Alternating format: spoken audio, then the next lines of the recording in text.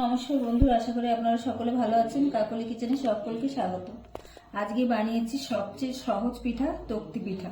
তাহলে চলুন কিভাবে বানিয়েছি দেখা যাক। এখানে আমি 1 কাপ চালের গুঁড়ো নিয়েছি। চালের গুঁড়োটাকে আমি এখন ভেজে নেব, হালকা করে একটু ভেজে নেব। চালটা আমি হালকা ভেজে নিয়েছি, মানে চাল থেকে যখন একটা সুগন্ধ বেরোবে তখনই নামিয়ে নিতে হবে। খুব বেশি লাল করে ভাজতে হবে না, হালকা একটু লাল লাল করে আমি ভেজে এখন নামিয়ে নিচ্ছি। এখন আমি দিয়ে দিচ্ছি নারকেল,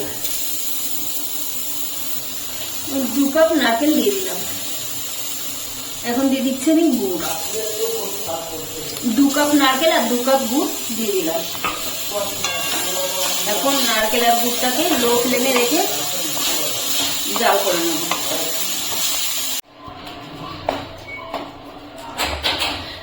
গুড়টা গলে দেখুন কতটা জল জলে ভাব হয়েছে।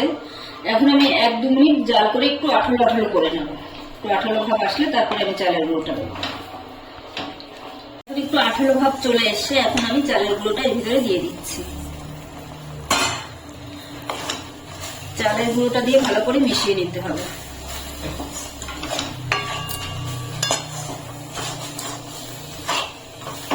আমি একটু এলাচ থেতো করা রয়েছে, সেটা আমি দিয়ে দিচ্ছি। এখন আমি সবকিছু ভালো করে একসঙ্গে মিশিয়ে নেব।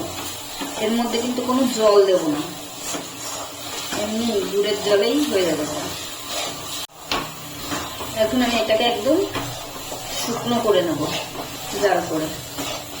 একটা হয়ে এসে আর একটুখানি শুকনো হলেই আমি নামিয়ে নেব। এখানে আমি 1 চামচের মতন গুঁড়ো দুধ দিচ্ছি। এটা অপশনাল, এটা চাইলে দিতে পারেন, নাও দিতে পারেন। দিলে একটু বেশি ভালো লাগবে খেতে, এই জন্য আমি দিলাম। দিয়ে ভালো করে মিশিয়ে নিচ্ছি। ডোটা আমার রেডি হয়ে গেছে, আমি এখন নামিয়ে নিচ্ছি। এখানে আমি একটা থালা একটু তেল মাখিয়ে রেখেছি, থালার পেছনে। থালার উপর আমি এটা নামিয়ে নিচ্ছি। আমি এখন ভালো করে চেপে চেপে চৌকো শেপ করে নেব।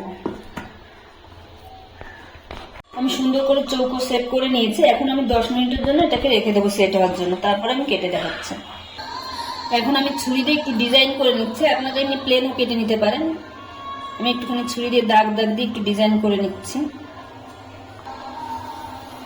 এরকম লম্বা লম্বা করে দাগ দাগ দিয়ে নিচ্ছি।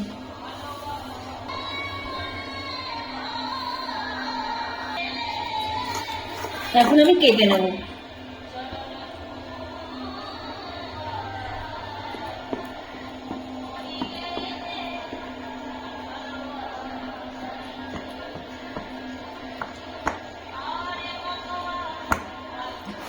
আপনারা চৌকো ভাবেও কাটতে পারেন, আমি একটু তেকোনা ভাবে কেটে নিচ্ছি।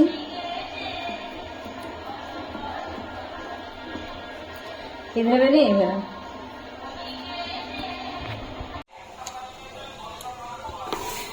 এখন আমি এইভাবে পিস পিস করে কেটে তুলে নিচ্ছি।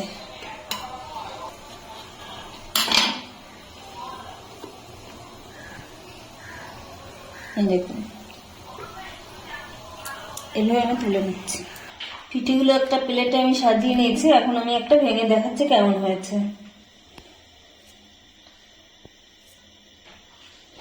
পিঠেগুলো বানানো খুবই সোজা, কিন্তু খেতে খুব সুন্দর হয়।